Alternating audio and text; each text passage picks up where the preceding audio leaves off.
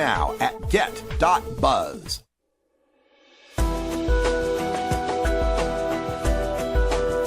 The cannabis community is a diverse set of people from all walks of life, conservative and liberal, black and white, straight and gay, rich and poor, and everyone in between. Learn more about the people we are freeing from adult marijuana prohibition in our Cannabis Community Chat.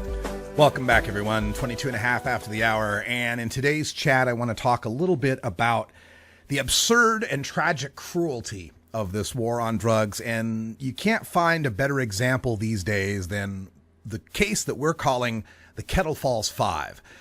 It involves Larry Harvey, who's age 71, and the rest of his family, his wife Rhonda, their son Roland, Roland's wife Michelle, and a close family friend, Jason Zucker.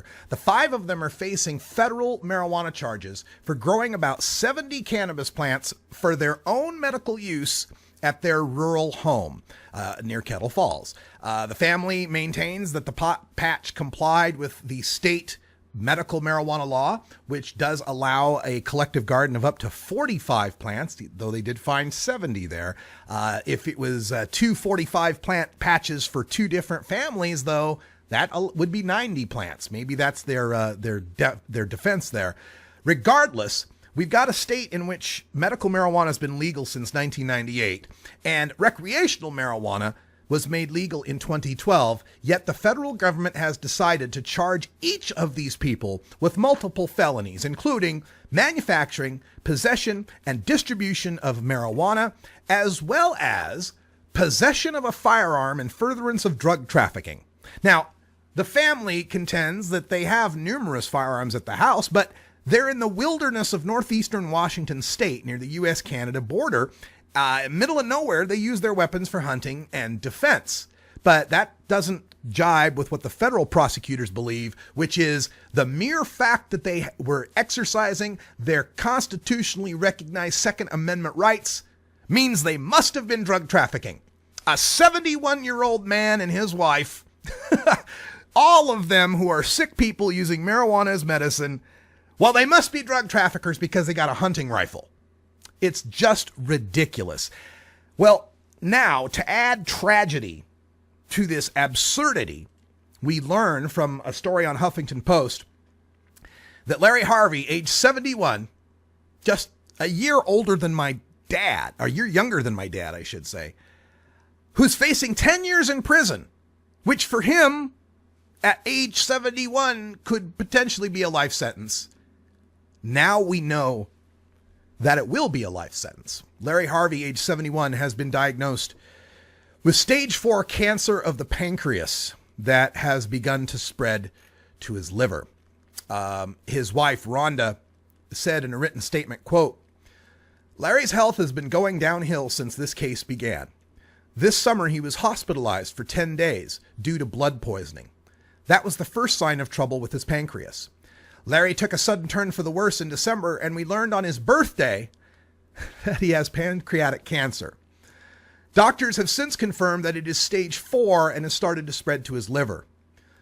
Larry had his second round of chemotherapy this Wednesday, followed by a blood transfusion on Thursday. We're trying to stay focused on his recovery, but the stress of a trial in February makes this struggle even harder than it already is." End quote.